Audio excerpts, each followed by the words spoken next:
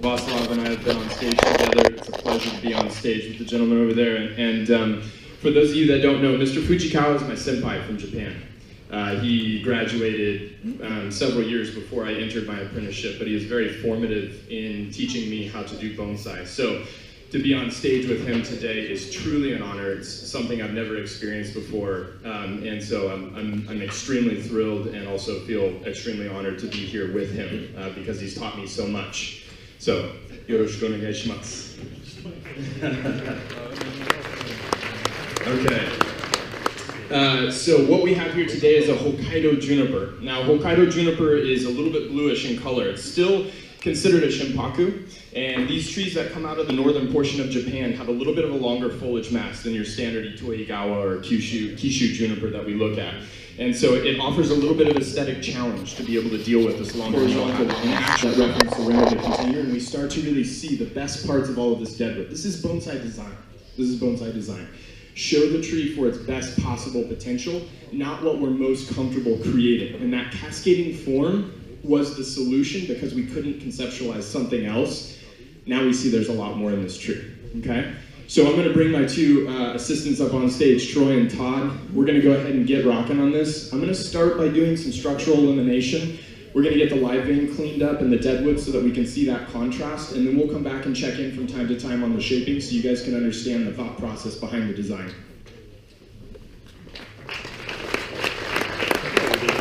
Just in the bending of this, which in junipers, when you get this highly contorted movement, you really have to roll with the movement and work with the tree if you're going to redesign it. And inside of designing bonsai, there's designing bonsai that have never been designed before, the raw tree, where that tree has the information from the mountains, but a lot of the branch movement is going to be fairly straight and linearly grained. Whereas when you're designing a bonsai or redesigning a bonsai, which is what we're doing here, somebody's already put in a lot of twists and turns and movement into the branching. So we've got to be looking at what they did and how we continue to work with that instead of trying to work against it to be able to actualize the new shape and the new design. So as we're working here, we're rolling with the current bends that were already put into the structure because we can't take them out. It's already, we're way past that, right? The structure has been set once, it was set long ago. We're just adding to that provenance and the impact of prior people working on this tree. We're continuing to manipulate with their original concept. So when we're looking up here in the apex, now we've dropped this branch down into this area, we'll start to spread these without covering the most important features of the tree. We want to use those branches to frame the areas that we want the viewer to see. We don't want to use those branches to create the idyllic foliage mass and lose characteristics in the tree. So we're going to find those locations where those branches actually sit above and below some of the windows that we want to highlight in the design. This is important. Foliage is a frame for the features of the tree. And the most important features of this tree are the deadwood, the live veins, and the interaction of the living and dead. Okay, so when I'm looking up here at the apex and I'm just thinking technically, how do I keep working with what the original creator of this tree did with the tree?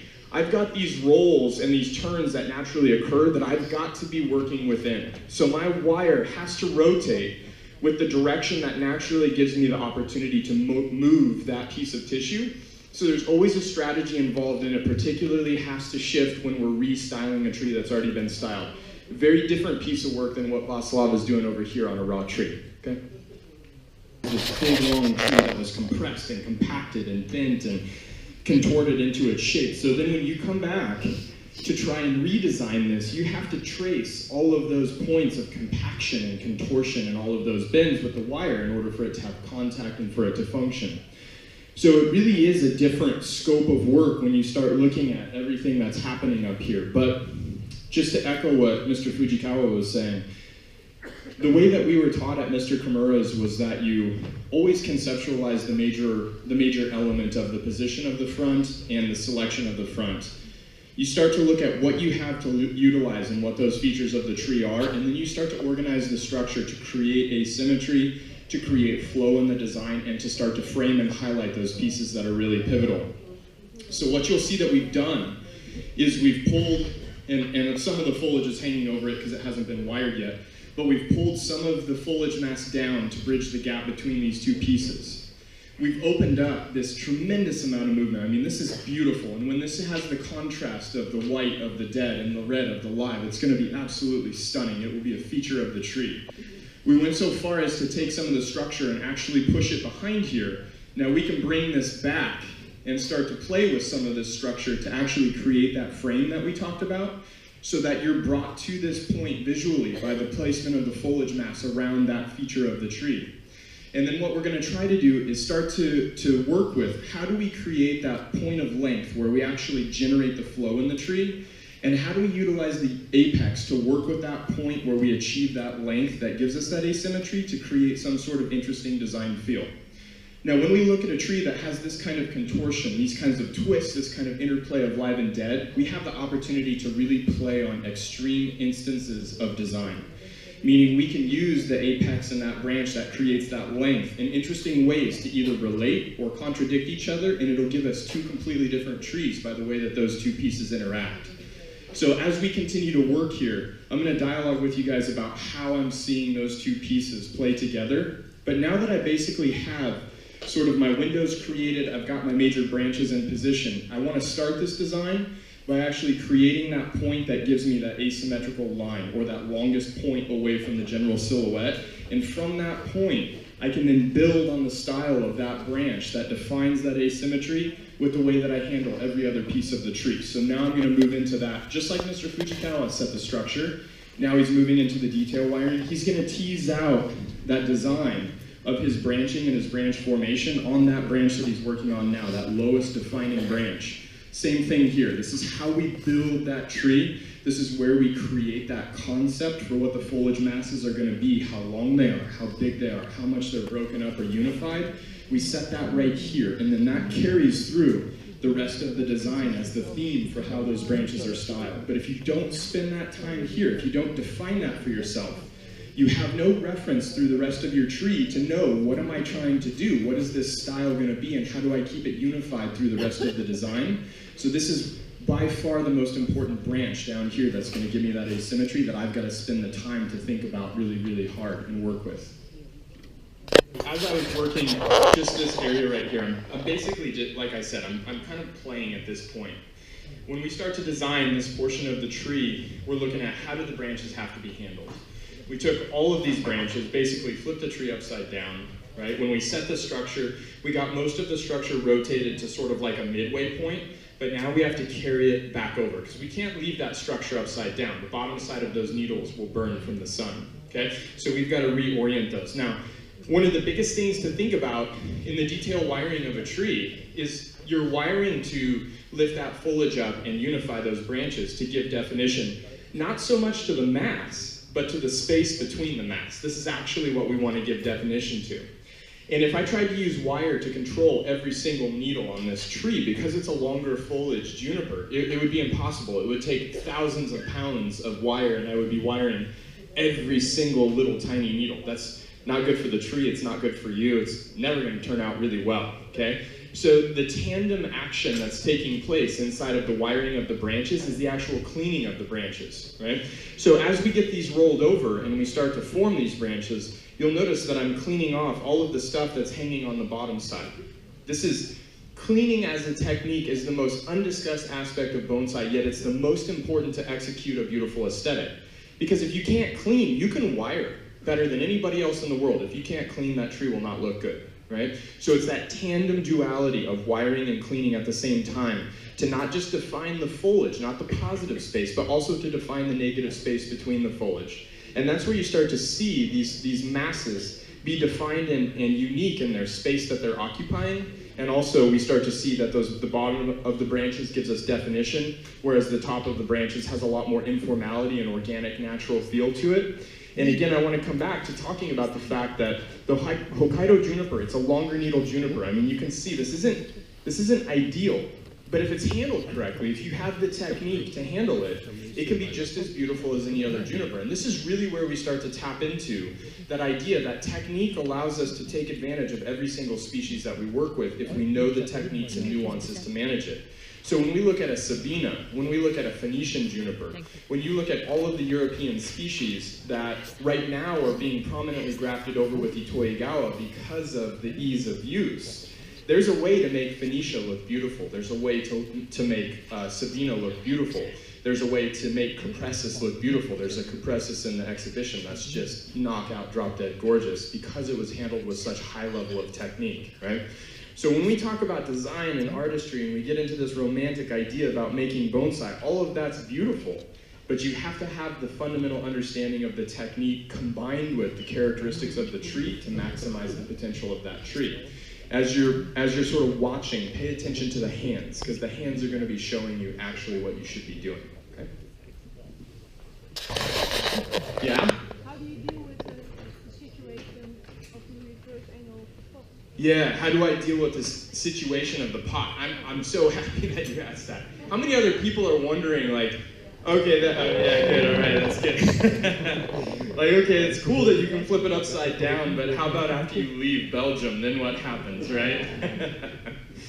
Okay, so basically, when you guys think about repotting, right, and you come back to this tree, we have to, in repotting, approach repotting with the same strategy as we approach everything else in bonsai. That is, we have to have an idea of what are we trying to accomplish when we enter the repot. Now, in all actuality, this tree's native root system exists on the bottom side of the trunk that was originally flipped to the top. So this tree's already been through one major sort of flip-flop of shape. What that means when you see all of those roots sort of exposed at the base and you don't see the true base of the tree is that all of those run into this container and all the fine roots move into the soil. When we take this tree out of the container to be able to accomplish this angle, we're obviously going to start on this upper corner and we're going to start teasing out those roots. Now I only have to get to the halfway point of breaking that root mass down before I actually touch the true root base of the tree and find the trunk of the tree. So in reality, it's a very minimal repot. It's just we have to go about it very intelligently to be able to do so without fully bare rooting the tree. And it really means starting from this upper corner, starting to break down that upper corner, free those roots up. Once we get down to this midway point, nice clean line in the root system, 50% of the roots are going to be teased out. We fold those over the top of the tree at the natural root base, and there you have your free roots, your established root ball, and the repositioning of the tree. It's actually very, very easy if we understand what we're trying to accomplish. It's a very, very low impact repot on this tree to reverse what was done a long time ago. Yeah, great question. Anybody else? Sure. What about the timing of doing it after you've done all that on the top? So this is a massive question too, because now it's like, well, how does this tree sit like this if you're not going to do it this year, right? Obviously, if this tree is going to be successful and we don't want to fully dismantle the roots, we would have to take it out of this pot, basically set it inside of a training pot at this angle and keep that upper portion of the root system watered. But here's the thing. In this working of this tree, when we talk about junipers and the repotting process, juniper strength comes from the foliage. Right? I've preached that a lot. There's a lot of Mariah Live members here. You guys are like, yeah, we get it. I've heard it. Okay? And what that means is if we're not totally denuding this tree of foliar mass and we're not totally reducing the foliar mass to a significant degree, which the scope of this work has not been to prune off all the branches, turn half of it into deadwood, and to start over with the tree. Quite the opposite. We're making use of almost every piece of foliage on this tree, except for, a few spare branches. What that means is we can fully come back and repot this year if we want to handle the roots. And in fact, in order to be able to actualize the design, this is something we would have to do. Now, this is a big difference when we talk about restyling an established tree versus styling a raw tree for the first time. Raw tree for the first time, not advisable to style it and then go repot it because of the severity of work that you guys are seeing happen over here. But because we're keeping so much of it, and it has so much built up, and it has an established root mass, and we're not going to be really pushing the roots too hard, totally realistic to do that this year. And anytime that you come into a demonstration, a demonstrator always has to keep in mind, what is the likelihood that somebody can take this tree and handle it afterwards to make sure that it survives. If that's not a consideration, that's not a sustainable demonstration, that's not practical bonsai practice. Right? Yes? Can you speak slowly, because it's very difficult for me to understand. Yeah, I'll speak more slowly, I'm sorry. You know, I get like taken over by the spirit of bonsai, and then it just rolls on after that. Yes?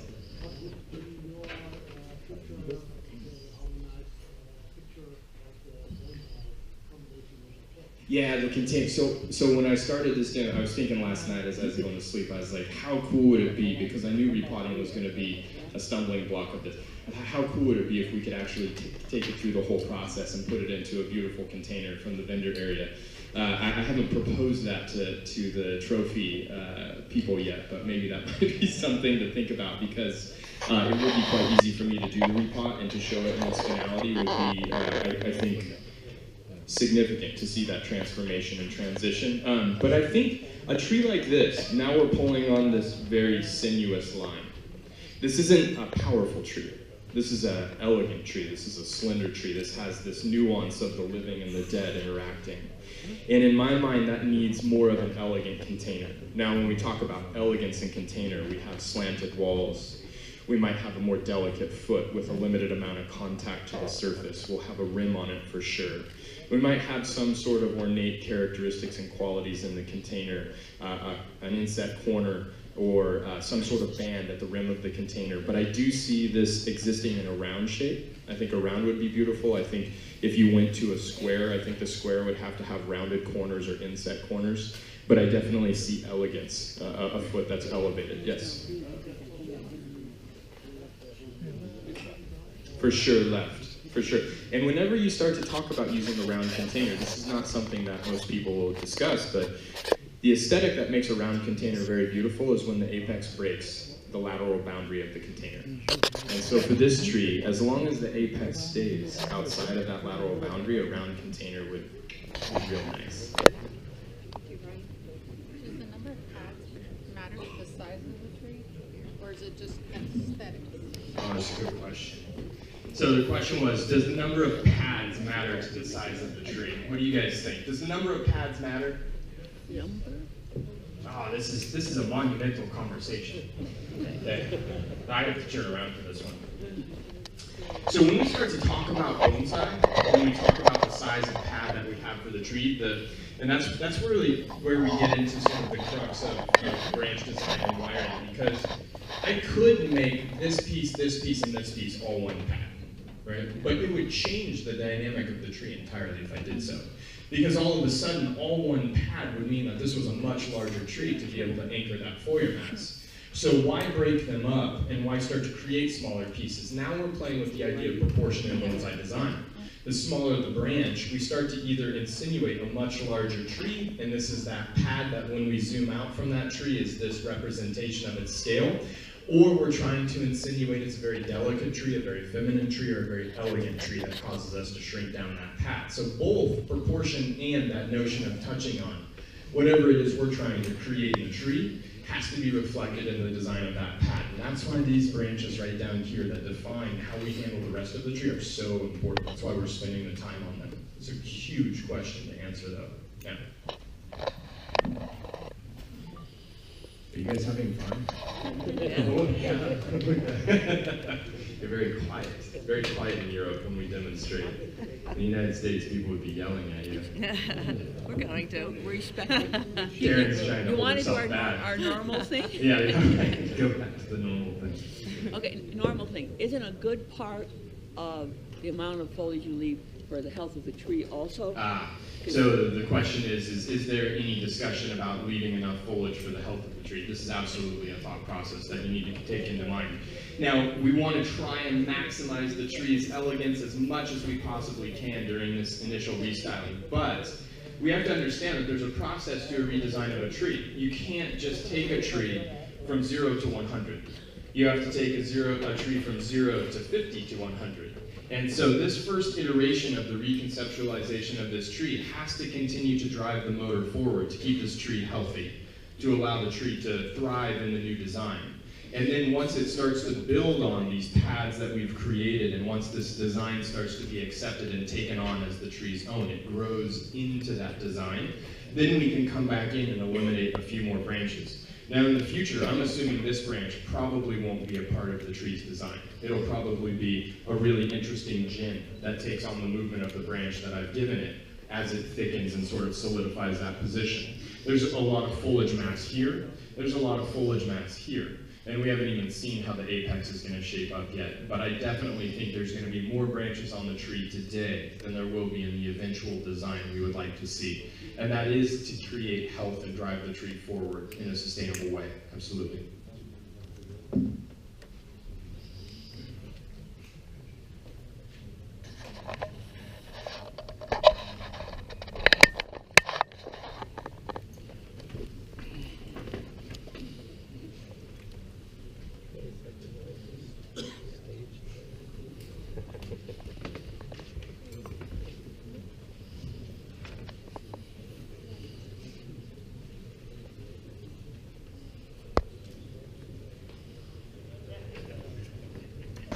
And what Mr. Fujikawa-san is talking about over here is like really, really hardcore, detailed, in-depth concepts about how to maximize taxus as a bonsai versus other species.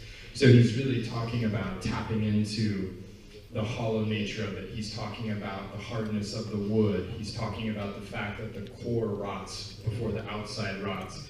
He's talking about his branches mimicking the age of the hollow trunk by not having the interior growth and instead showing the lines of the branches. These kinds of nuances are the product of a bonsai culture that has been refined over hundreds of years of really intense pursuit of perfection. And so the nuances that are oftentimes missed when we're watching a really talented Japanese demonstrator are these really fine nuances of a very deep level of bonsai that when we're looking at it, we're like, cool, looks like a bonsai tree.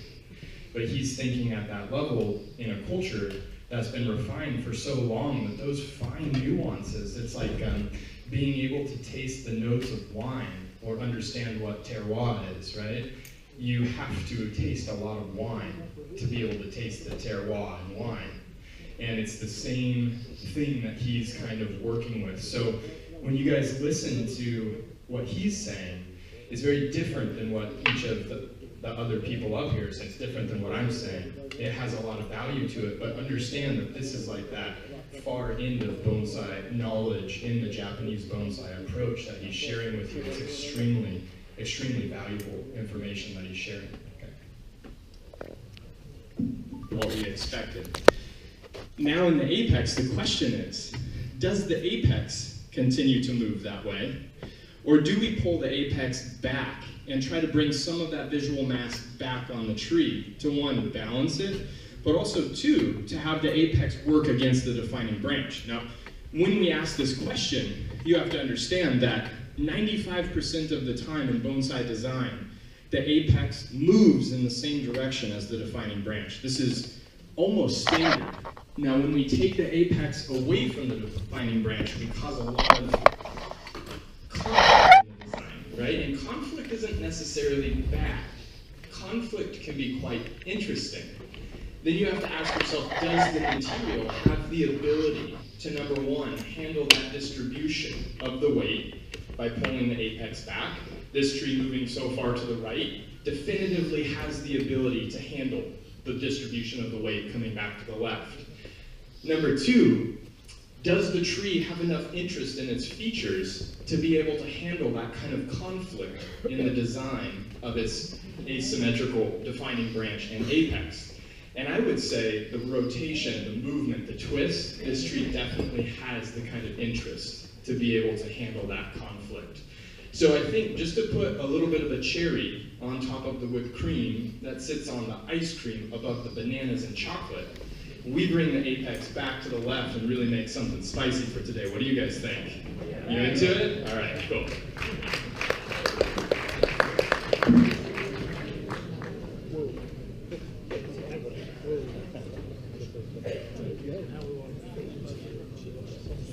Space. pot as negative space. That's tough to really do. Because what it looks like now is it looks like you have an upright tree and a cascading tree, but this isn't the rim of the pot, right? The rim of the pot is actually down here below this branch, okay? So you can imagine that, right? The eventual height will be somewhere kind of right in here, and then the pot will be from here down. And so if you start to think about that, you're going to have this super elegant line with this dramatic dropping branch. One of the biggest parts of this whole design was to reduce the width of the silhouette. This thing was this big, long, cascading tree, and now all of a sudden it's this elongated, super slender form. But notice how the foliage is existing in all of the parts, behind the parts where we want to show, around the parts where we want to show, above the parts that we want to show. We use the foliage to guide your eye through the design, showing the interesting movement where we lack some of that. There's spaces where we want to see that. Really created that smaller apex, but all in all, that total crux of the design, asymmetry moving this way, apex coming back this way, and creating just a little bit of spice, right? A little bit of sauce to the design. So if the bonsai gods work with us and we get to repot this before I go, that would be the best case scenario, because I would love for you guys to see that. But I want to thank Troy and Todd, my two helpers, that are always with me.